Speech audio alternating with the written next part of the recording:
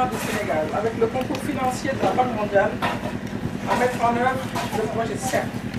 Le projet CERF, c'est le projet de relèvement d'urgence et de résilience à Saint-Louis, qui a permis de reloger d'abord les populations dont les maisons avaient déjà été démolies, et qui avaient été placées sur le site de Khariala, de Kangazeï et de quelques familles d'accueil, dans des conditions très précaires, qui nous a poussé à les reloger sur le site même du site de relogement définitif.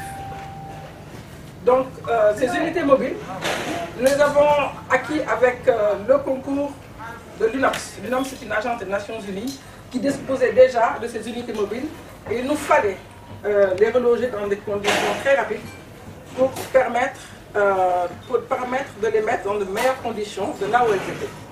Voilà, donc ce sont ces unités mobiles que vous voyez sur le chantier qui sont en bleu et qu'on a aménagées. Le temps que nous puissions réaliser les relogements définitifs. Ce qui a été fait à travers, d'une part, un aménagement, le lotissement qui est là. Nous avons dans un premier temps réalisé tous les aménagements. Toute la viabilisation a été faite avec les réseaux électriques, eau usée, eau potable, drainage des eaux pluviales. Et nous avons commencé à réaliser les logements.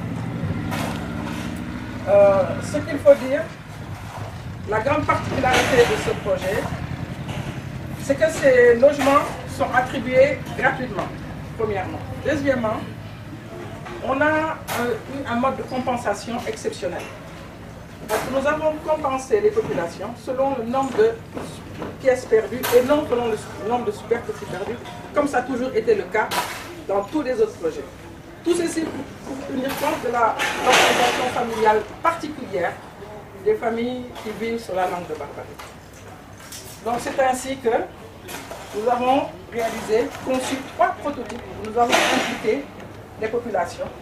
Donc pour le rez-de-chaussée, c'est 5 pièces. Pour quelqu'un qui perd 5 pièces, on lui donne 1 pièce. Pour le R+1 et ainsi de suite, c'est 10 pièces. Et pour le R+2, c'est 15 pièces. Voilà, vous aurez l'opportunité de visiter plus en détail.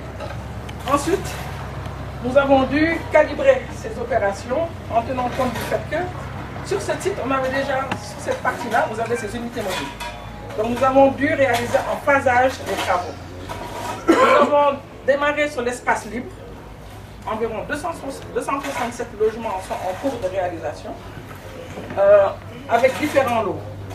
Et nous avons envisagé, d'ici décembre 2023, fin décembre 2023, de les reloger, ceux qui sont ici dans le relogement provisoire, de les reloger sur cette partie-là, qui est très en avance, pour nous permettre de continuer à réaliser la suite des travaux que vous avez dans cet aménagement qui est là. Voilà. Donc, fin décembre 2017, nous allons continuer ces aménagements à travers la réalisation de 2 autres lots, le lot 7 et le lot 8. Les contrats sont en cours, les contrats sont en cours de finalisation. Et ce qui va nous permettre de finaliser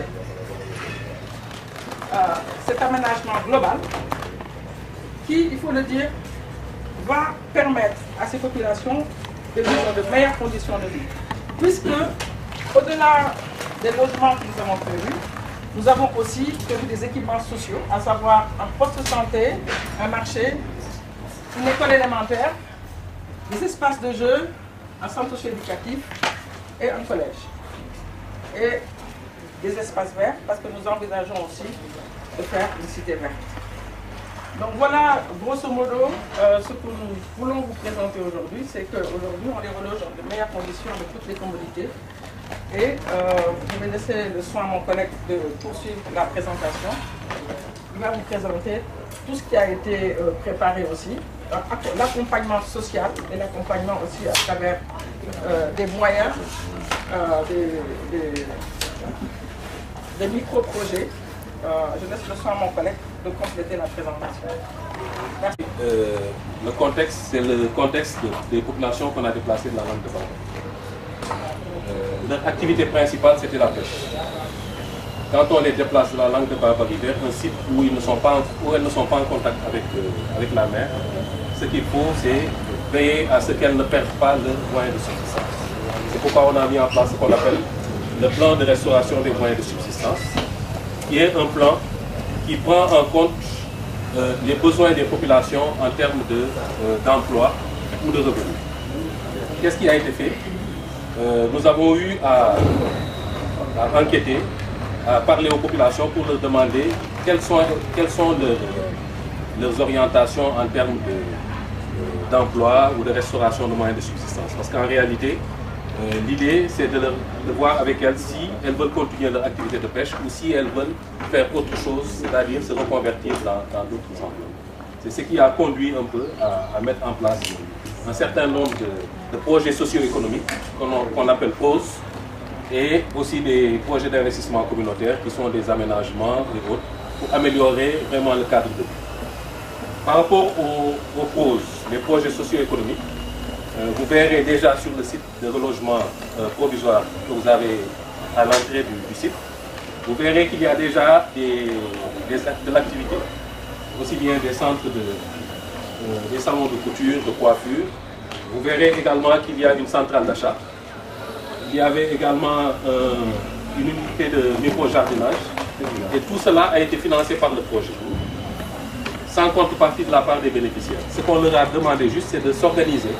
On les a aidés à s'organiser en GIE pour pouvoir porter des projets et nous les soumettre. Et sur la base de ces projets, on a eu à financer toutes ces activités et elles n'ont pas eu à donner de contrepartie. Donc c'est vraiment des subventions gratuites. Et si vous voyez tous ces sites, que ce soit la centrale d'achat ou le salon de couture ou de coiffure, ils ont été entièrement équipés en matériel et les femmes et les jeunes filles qui interviennent à l'intérieur ont bénéficié de formation également au niveau du centre de formation professionnelle. Toutes ces activités, en plus des activités socio-économiques, il y a des activités également qui sont liées à des aménagements. Parce qu'un site pareil, si on le met en place, il faudrait qu'il y ait un minimum de commodité. Et ce minimum de commodité, c'est tout ce qui est boutique, tout ce qui est salon de coiffure, tout ce qui est pharmacie, poissonnerie et autres. Là également, ce sera financé dans le cadre de cet appui pour que tous les services de proximité soient disponibles pour ces populations. Toutes ces mesures, on a mobilisé pour toutes ces mesures un budget de 3 milliards. Donc il y a 3 milliards de francs CFA qui vont financer ces activités de projets socio-économiques et d'aménagement dans le site pour vraiment améliorer la qualité de vie des populations sur place. Voilà ce que je voulais dire concernant la restauration des moyens de subsistance.